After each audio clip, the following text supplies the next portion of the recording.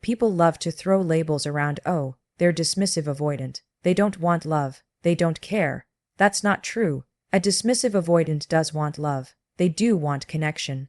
But here's the catch: they want it in a way that feels safe to them. Let's break this down. A dismissive avoidant is someone who learned early in life, I can't rely on people the way I need to. It's safer to rely on myself. That belief becomes a survival strategy. And survival strategies are powerful. They don't just disappear because you met someone cute. So what do they want in a relationship? They want trust, the real kind.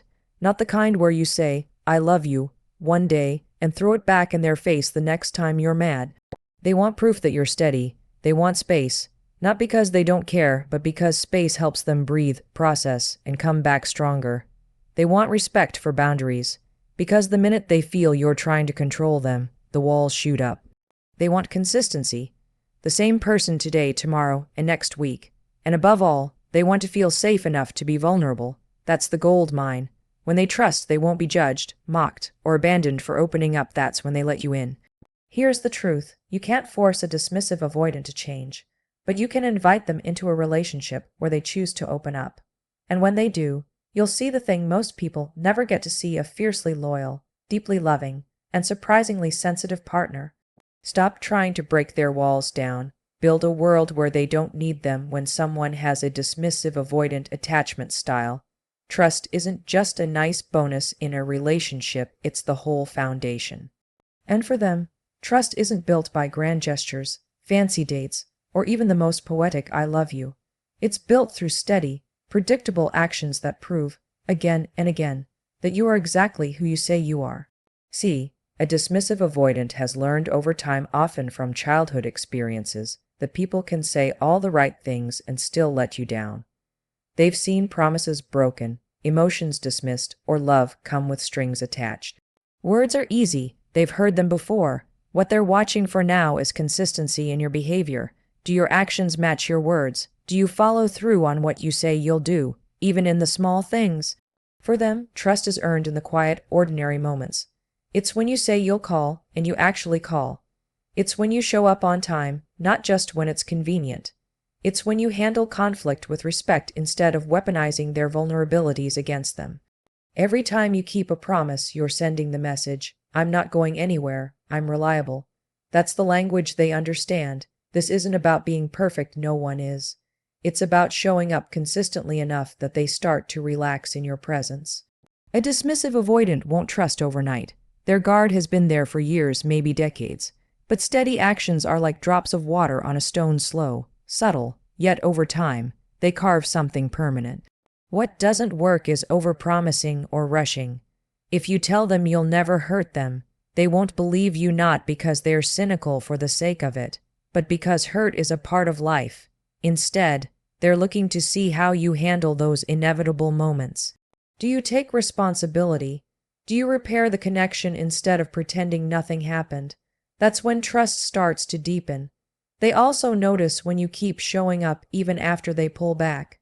That doesn't mean chasing or smothering them. That will only make them retreat further. It means maintaining your presence in a calm, non-demanding way. You don't panic when they need space, and you don't punish them emotionally for it. Your steadiness teaches them that closeness doesn't have to mean losing independence, and that relying on someone doesn't mean giving up control. The thing is, for a dismissive avoidant, trust isn't about a single event or a big emotional breakthrough. It's an accumulation of small, reliable moments over time, and once it's there, it changes everything. They start to lean in, they share more, they let you see glimpses of the soft, vulnerable core they keep hidden from most of the world. But it all begins with that one essential ingredient: actions that line up with your words, over and over, until their nervous system finally gets the message. It's safe to let my guard down here. For a dismissive avoidant, space isn't a rejection of the relationship, it's a form of oxygen. Without it, they can't think clearly, process their emotions, or feel safe enough to connect. Many people misunderstand this need for space as disinterest or coldness, but in reality, it's one of the most essential elements for their emotional stability. When they step back, they're not necessarily stepping away from you. They're stepping into themselves to regain balance. Their history has taught them that closeness can sometimes come with pressure to share before they're ready to be on emotionally all the time, or to meet someone else's needs at the cost of their own. So when a dismissive avoidant senses that intensity building, they instinctively pull back. This isn't because they don't care, it's because they need breathing room to keep from feeling overwhelmed. Think of it like stretching a rubber band. If you keep pulling without pause, it's going to snap. Give it space, and it returns to its shape, ready to stretch again. Respecting this space means not taking it personally.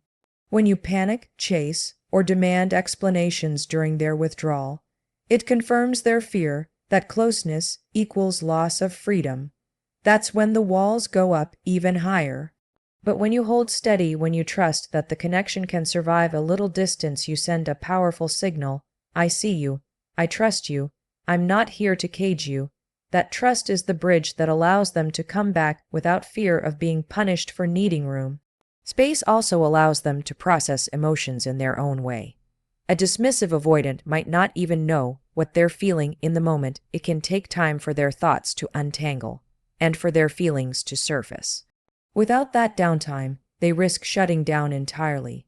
Giving them that pause means you're giving them the chance to return to the relationship as their best self, not a version of themselves that feels cornered or defensive.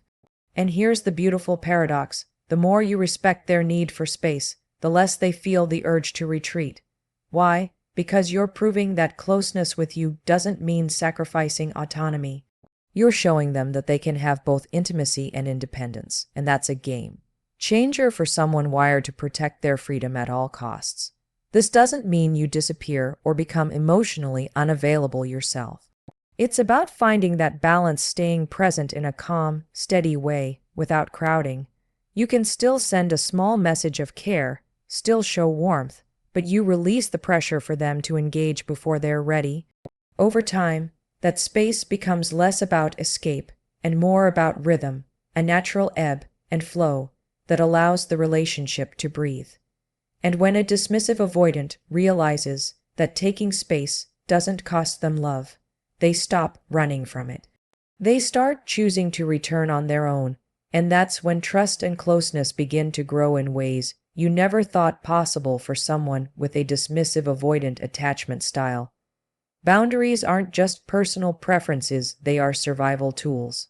These boundaries were built over years, often from experiences where their emotional needs were dismissed, overlooked, or used against them. So when they set a line in the sand, it's not an attempt to push you away. It's an attempt to protect themselves from feeling trapped, controlled, or unsafe. In their mind, respecting those boundaries is the ultimate sign of respect for who they are as a person. When you ignore or challenge their boundaries, even with good intentions, you're sending the exact message they fear most. Being close to you means losing myself. This fear isn't always logical in the present, but it's deeply wired into their nervous system from the past. That's why boundary violations, even small ones, can trigger a powerful reaction, anything from emotional withdrawal to completely shutting down. They've learned to associate those moments with a loss of autonomy, and once they feel that, the walls rise high and fast. On the other hand, when you respect their boundaries without resentment, without guilt trips, you're telling them, I value your individuality as much as I value this relationship. That kind of respect is rare for them. It builds a sense of safety they don't find easily, because it shows them that love doesn't have to come at the cost of independence. Over time, this can be transformative. They start to realize that they can have closeness and still keep their sense of self intact. Respecting boundaries doesn't mean you have to agree with all of them, but it does mean you honor them without trying to manipulate the outcome. For example, if they say they need a day to themselves, you don't flood their phone with messages or show up unannounced just to check in. You give them the space they asked for and trust that they will return when they're ready. If they tell you certain topics feel too vulnerable right now, you don't force the conversation. You let them open up in their own time. One of the most powerful effects of respecting a dismissive avoidant's boundaries is that it flips the script they've been carrying for years. Instead of assuming that people will push past their limits and try to mold them into something else, they begin to see you as someone different, someone safe. And safe people are the ones they eventually allow behind the walls. Ironically, the more their boundaries are honored, the more they're willing to stretch them. They might start to share more, let you into parts of their life they usually keep private, or invite you into situations they normally navigate alone. But they do this because they choose to, not because they feel pressured. That choice is everything to them. It means they're leaning in on their own terms, and for a dismissive avoidant, that is the deepest form of trust and commitment they can offer. For a dismissive avoidant, consistency is the invisible glue that holds a relationship together. They've lived through enough unpredictability to know how destabilizing it can be. Whether it came from caregivers who were loving one day and cold the next, or partners who switched between affection and withdrawal without warning, inconsistency taught them one thing: don't depend on anyone, because you never know when they'll change. That's why steadiness in a partner is so powerful for them. It directly counters one of their deepest fears. Consistency doesn't mean being perfect, never disagreeing, or being emotionally up all the time. What it really means is being emotionally reliable. If you say you're going to be somewhere, you're there. If you promise to follow through on something, you do. If you have an off day, you communicate it without turning it into a disappearing act. For a dismissive avoidant, these patterns of reliability become proof that you are who you say you are, not just during the good times, but when life gets messy. When you're consistent, you give them something they've rarely had: a predictable emotional environment. And for someone who's used to guarding themselves, that predictability allows them to lower their defenses, even just a little. Every time you show up in the same steady way, you're teaching their nervous system that it doesn't have to be on high alert. They start to believe that closeness doesn't automatically lead to chaos or disappointment.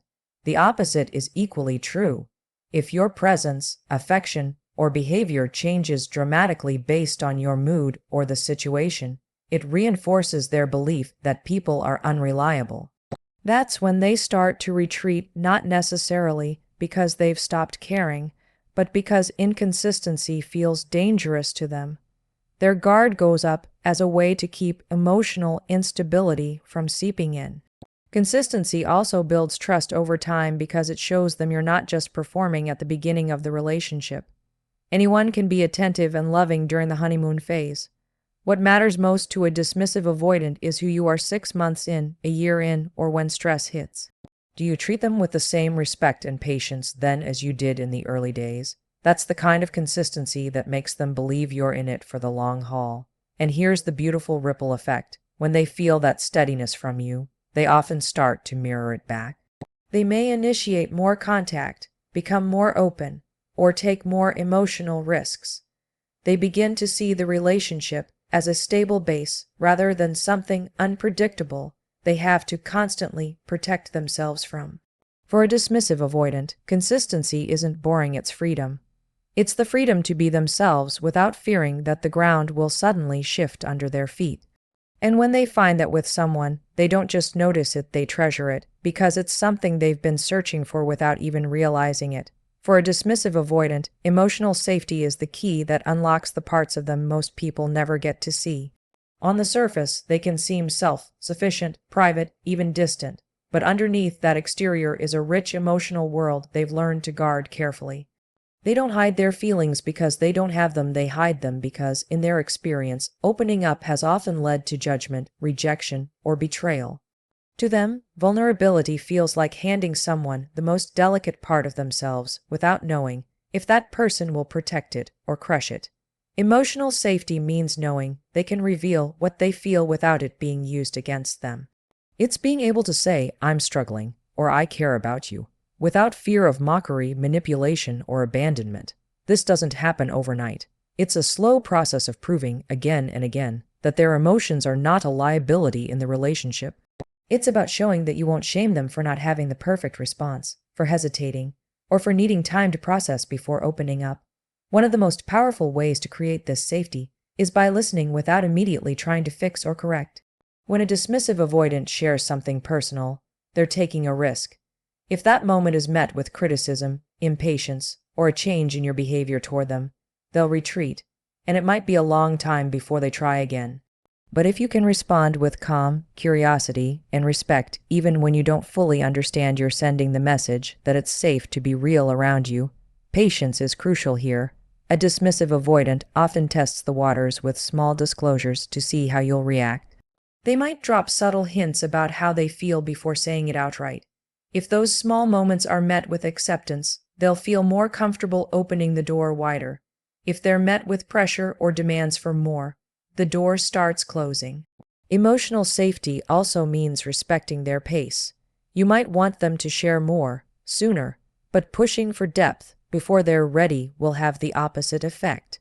They need to know you can handle both the quiet moments and the deeper conversations, that you're not going to disappear when things get hard, but you're also not going to force vulnerability on your timeline. When they finally do feel safe enough to open up, what you'll see is often surprising, a depth of loyalty, affection, and care that runs far deeper than you might have imagined. Their love becomes less guarded, more generous. They invest more, not because they were holding back out of malice, but because they were protecting themselves until they knew it was truly safe. That's the gift of emotional safety with a dismissive avoidant. It's not just about getting them to share more. It's about creating a relationship where they can relax into being fully themselves, and when they can do that, their love isn't just present, it's unwavering. At the heart of it all, a dismissive avoidant isn't looking for someone to tear those walls down, they're looking for someone who makes those walls unnecessary. They want trust they can count on, space that doesn't threaten the bond, boundaries that are honored, consistency that steadies them, and emotional safety that lets them be real. When you can offer that, you're not just loving them. You're giving them the freedom to love you back in the most loyal and lasting way they know how. Thank you for listening, for being open to understanding a perspective that's often misunderstood, and for choosing to show up for the kind of love that's built to last.